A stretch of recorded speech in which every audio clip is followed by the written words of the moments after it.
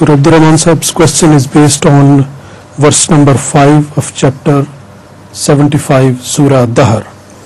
A'udhu billahi minash shaitanir rajim. Bismillahir rahmanir rahim. Inna a'tadna lil kafirina salasila wa aghlalam wa sa'ira. Verily we have prepared for the disbelievers chains and iron collars and a blazing fire. Huzur, what is the significance of the chains, iron collars and the fire in this verse? What is the significance of these three words? Salasila wa aghlalam wa sa'ira. See, the significance can be understood with reference to another verse about Ahmad sallallahu alaihi wasallam, that he removes their collars from their necks, and bad traditions they were following. So in fact the chains they are bound with are not the iron chains at all. The chains are their forefathers' traditions.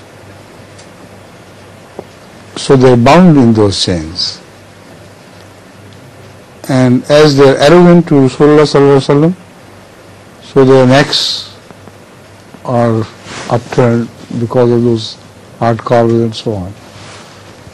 So this is only a metaphorical expression.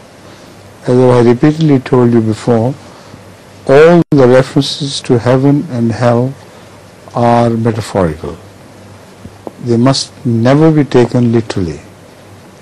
And we have enough proof in the Quran of the same.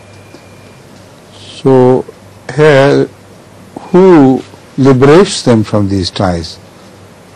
As I have referred to the other verse, Rasulullah sallam did liberate him from the other ties. Do you have? Yes. Yazawanhum israhum wal aghlal allati kanat alayhim. This is the verse which I am referring to, and Imam Sahib remembers it. Now you understand? Yes.